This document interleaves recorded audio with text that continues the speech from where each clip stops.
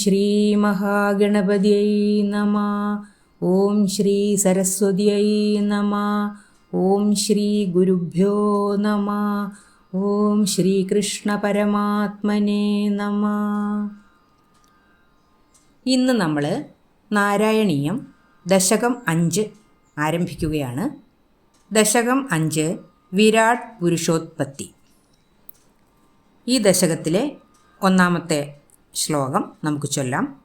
വ്യക്താവ്യക്തമിദം ന കിഞ്ചിദഭവത് പ്രാകൃതപ്രക്ഷയേ മായായാം ഗുണസാമ്യരുദ്ധവികൃതൗ ത്വയ്യാഗതായാം ലയം നോ മൃത്യുശ്ച തദാമൃതം ച സമഭൂന്നോ നരാത്രേ സ്ഥിതി തത്രൈകസ്ത്വമശിഷ്യഥാ കില പരാനന്ദപ്രകാശാത്മന.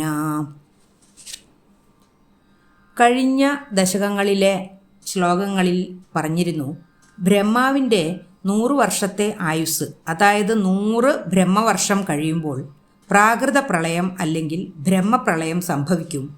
ആ സമയത്ത് ഈ പ്രപഞ്ചത്തിലുള്ള സകലതും ബ്രഹ്മത്തിലേക്കും എന്നൊക്കെ. 100 ബ്രഹ്മവർഷം എന്നാൽ മനുഷ്യരുടെ ഏകദേശം 311 ലക്ഷം വർഷങ്ങളാണ്.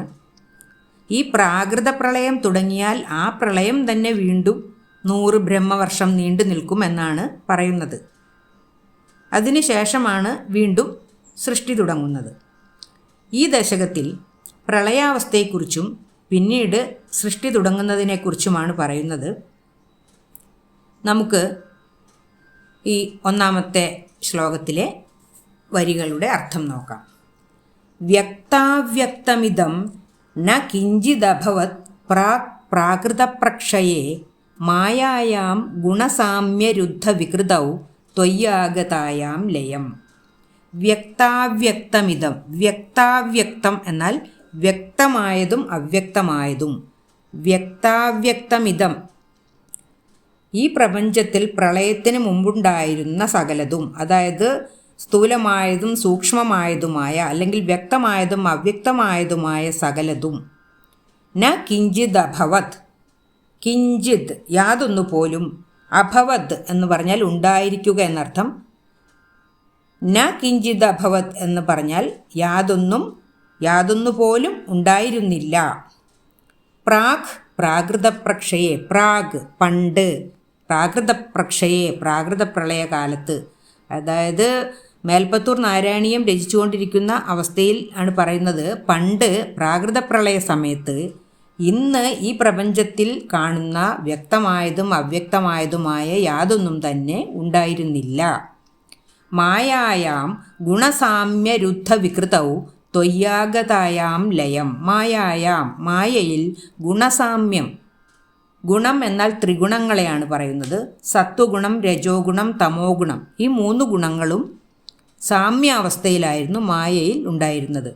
അപ്പോൾ കഴിഞ്ഞ ദശകത്തിലെ ശ്ലോകത്തിൽ നമ്മൾ പറഞ്ഞു, മായ സൃഷ്ടികർമ്മം നടത്തുന്നത് ഈ സത്വരജ തമോ ഗുണങ്ങൾ ഇളകി മറിയുമ്പോഴാണ് എന്നൊക്കെ പറഞ്ഞിരുന്നു. ഈ മായയിലാണ് ത്രിഗുണങ്ങൾ അടങ്ങിയിരിക്കുന്നത്. അപ്പോൾ ഈ പ്രാകൃത പ്രളയ സമയത്ത് മായയിൽ ഈ സത്വരജ തമോ ഗുണങ്ങൾ ഇളകി മറിയുന്നുണ്ടായിരുന്നില്ല. എല്ലാം ഒരേ അളവിൽ സന്തുലിതാവസ്ഥയിലായിരുന്നു. അതുകൊണ്ട് ഗുണസാമ്യമായിരുന്നു മായയിലുണ്ടായിരുന്നത്. അതുകൊണ്ട് തന്നെ രുദ്ധം തടസ്സപ്പെട്ടിരുന്നു. വികൃതികൾ, മായയുടെ വികൃതികൾ തടസ്സപ്പെട്ടിരുന്നു. അതായത് മായയുടെ വികൃതിയാണ് സൃഷ്ടികർമ്മം എന്ന് പറയുന്നത്. അപ്പം മായയുടെ വികൃതികൾ തടസ്സപ്പെട്ടിരുന്നു ഈ ഗുണങ്ങൾ സാമ്യാവസ്ഥയിൽ ആയിരുന്നതുകൊണ്ട്. അതുകൊണ്ട് എന്തു ചെയ്തു? ത്വയ്യാഗതായാം ലയം, ത്വയ് അങ്ങയിൽ, ആഗതായാം ലയം, ലയമാഗതായാം മായ അങ്ങയിൽ വന്ന് ലയം പ്രാപിച്ചു. ലയമാഗതായാം ലയം പ്രാപിക്കപ്പെട്ടു അങ്ങയിൽ മായ. മായയ്ക്ക് സൃഷ്ടികർമ്മങ്ങളൊന്നും ചെയ്യാനില്ല, അതൊക്കെ തടസ്സപ്പെട്ടിരിക്കുകയാണ്. അതുകൊണ്ട് മായ അങ്ങയിൽ വന്ന് ലയം പ്രാപിച്ചു. ഇനി അടുത്ത 2 വരികൾ നോക്കാം. നോ മൃത്യുശ്ച തഥാ മൃതം ച സമഭൂന്നാന്നോന്നരാത്രേ സ്ഥിതി. നോ ഇല്ല, മൃത്യുശ്ച മൃത്യു എന്നാൽ മരണം, മൃത്യുഹുച മരണവും, തഥാ ആ സമയത്ത് അമൃതം മോക്ഷം, അമൃതം ച മോക്ഷവും സമഭൂത് എന്ന് പറഞ്ഞാൽ സംഭവിക്കുക എന്നാണ് അർത്ഥം. ഇവിടെ നോ സമഭൂത് സംഭവിച്ചിരുന്നില്ല. ആ സമയത്ത് മരണമോ മോക്ഷമോ സംഭവിച്ചിരുന്നില്ല. ന അന്നോ ന രാത്രേ, അന്നോ ന അന്നഹ, അന്നഹ എന്ന് പറഞ്ഞാൽ പകൽ, പകൽ ഇല്ലായിരുന്നു. ന രാത്രേ, രാത്രിയുമില്ലായിരുന്നു. സ്ഥിതി, ആ സ്ഥിതിയായിരുന്നു.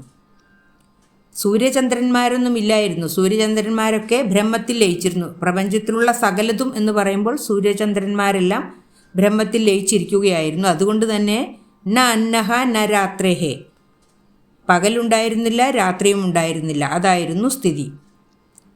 മരണവും ഉണ്ടായിരുന്നില്ല, മോക്ഷവും ഉണ്ടായിരുന്നില്ല, പകലും ഉണ്ടായിരുന്നില്ല, രാത്രിയും ഉണ്ടായിരുന്നില്ല. പിന്നെ തത്രൈകസ്ത്വമശിഷ്യഥാ കില പരാനന്ദ പ്രകാശാത്മന.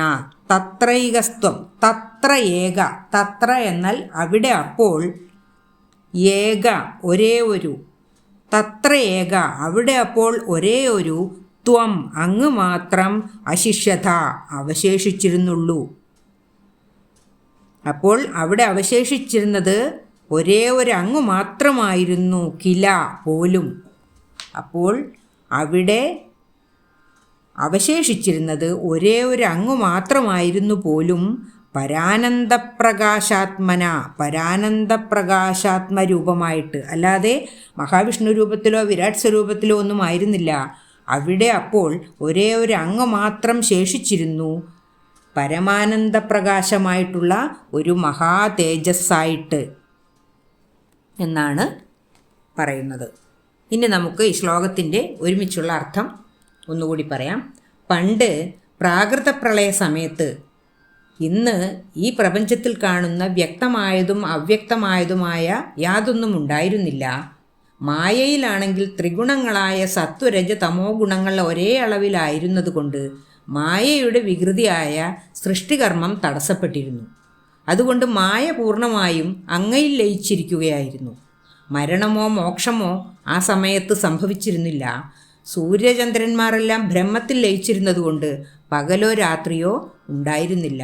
എന്നാൽ ആ സമയത്ത് പരമാനന്ദ പ്രകാശ തേജസ്സായി ഒരേ ഒരു അങ്ങ് മാത്രമേ ബാക്കിയുണ്ടായിരുന്നുള്ളൂ എന്നാണ് ഈ ശ്ലോകത്തിൻ്റെ അർത്ഥം. വ്യക്താവ്യക്തമിദം ന കിഞ്ചിദഭവത് പ്രാകൃത പ്രക്ഷയേ മായായാം ഗുണസാമ്യരുദ്ധ വികൃതൗ ത്വയ്യാഗതായാം ലയം നോ മൃത്യുശ്ച തദാമൃതം ച സമഭൂന്നോന്ന രാത്രേ സ്ഥിതി തത്രൈകസ്ത്വമശിഷ്യഥാ കില പരാനന്ദപ്രകാശാത്മന. രണ്ടാമത്തെ ശ്ലോകവും അതിൻ്റെ അർത്ഥവും അടുത്ത വീഡിയോയിൽ ചെയ്യാം. സർവത്ര ഗോവിന്ദനാമ സങ്കീർത്തനം ഗോവിന്ദ ഗോവിന്ദ. ഓം നമോ ഭഗവതേ വാസുദേവായ. ഓം ശ്രീകൃഷ്ണ പരമാത്മനേ നമഃ.